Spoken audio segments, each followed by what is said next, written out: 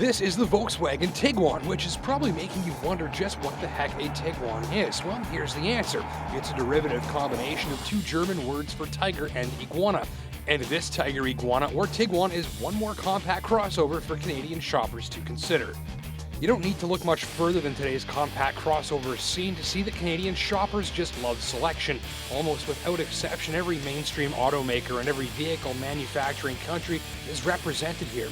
Turns out after Honda and Toyota started the compact SUV scene 20 years ago, that offering a blend of flexibility, moderate off-road capability, decent fuel bills, car-like ride and go anywhere, anytime confidence seem to be a popular recipe for success. Of course, when you're competing with a whackload of similar models that all do similar things and have similar specs and equipment levels and prices, it's a decent idea to separate yourself from the crowd, stand out a little. And Volkswagen's Tiger Iguana crossover does that in a number of ways.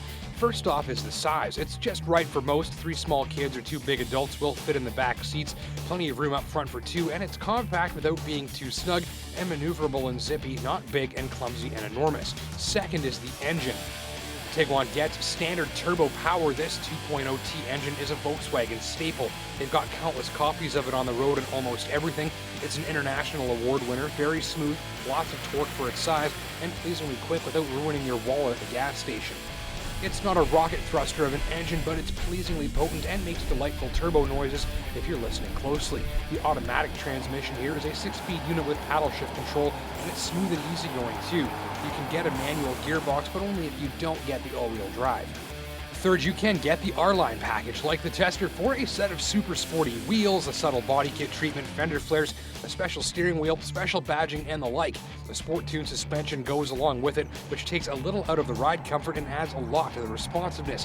Tiguan is one of only a few competitors to offer such a sport package, and that goes along with the fourth way Tiguan separates itself from the crowd with its handling. And the handling here is actually kind of fun. With the R-Line package, you get the wider wheels and tires, that's more overall grip, and you get that firmer, stiffer suspension calibration, which means faster and more precise responses to your input. So overall, the handling is that little bit more athletic than it probably needs to be. But for me, the big story here is the steering. It feels like it was lifted right out of a Volkswagen GTI, which is a frisky little sports car. See, most compact crossovers have a steering that feels soggy and limp and like it's kind of made out of mashed potatoes. But here, you get some character and some feedback to it. You can feel the steering loading up in nice corners with the Tiguan's mass. There's a heaviness to it, so it locks right onto its line when you throw it around a bend. And the ratio, well, it's really quick. Instead of light and lazy, you get small little inputs doing big things to steer the car, meaning that there's a mischievous feel to it when you throw it around your favorite back road. So all said, this thing handles in an above average way for its segment, and that's a good thing if you're trying to sell a sporty sort of shopper a compact crossover. And that sporty sort of shopper should like how, since the Tiguan is agile and tight and turbocharged and has nice wheels, it's pretty much a sports car. And thing is, it works pretty well as a crossover too. On the highway, the 4Motion all-wheel drive system does a nice job of adding some confidence and stability when you're driving through, say, a heavy early springtime snowfall. When needed, it switches power around between the axles seamlessly and without fuss. It feels like it knows what it's doing with no wasted wheel spin. There's enough ground clearance for light to moderate off-road work too, or just for navigating the frost-heaved crater fields that pass for roads where I live.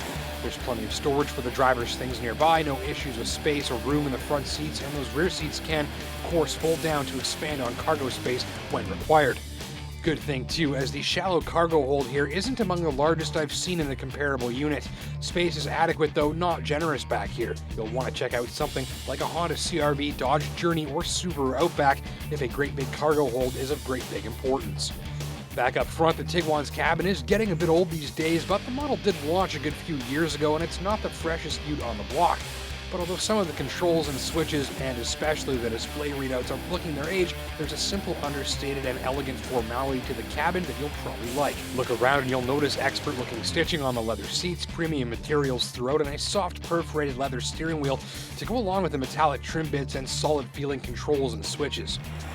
Especially on smooth roads, even the R-Line equipped extra sporty Tiguan remains largely comfortable, with that firm tautness telling you that you're in something a little on the sporty side. Other notes, you might not see these bi-xenon headlights in action on a test drive in the daytime, but at night they're near perfect in terms of output and aim, flooding the road ahead with crisp white light. Hiding performance is magnificent, and the lights can look around for you too, steering into corners for better visibility. There's good visibility out the rear too if you get the backup camera, and lots of visibility overhead with the giant panoramic glass roof. Mileage on my watch landed at 10.4 liters per 100 clicks of premium unleaded, virtually tying several key, less powerful competitors like the RAV4 and CR-V despite the considerably higher torque output. So let's sum it up. What's great about the Tiguan R-Line? Well, the turbo engine turns in higher performance than most four-cylinder competitors. The steering and handling will probably make you giggle if you're an enthusiast driver. The tight turning circle makes it easy to park. The xenon headlights are awesome, and incidentally, so is the Dynaudio stereo system. Downside, well, the central command system is dated in terms of graphics and slow to react to inputs compared to many on the scene. The cargo area is adequate but not generous, and the latch to open the tailgate on that cargo area is down here, which is awkward. End of the day, for a compact crossover shopper after something that little bit more quick and sharp and sporty than the norm, Tiguan R-Line is worth a look. The tested top-line R-Line came in a little over 40 grand with all the goodies.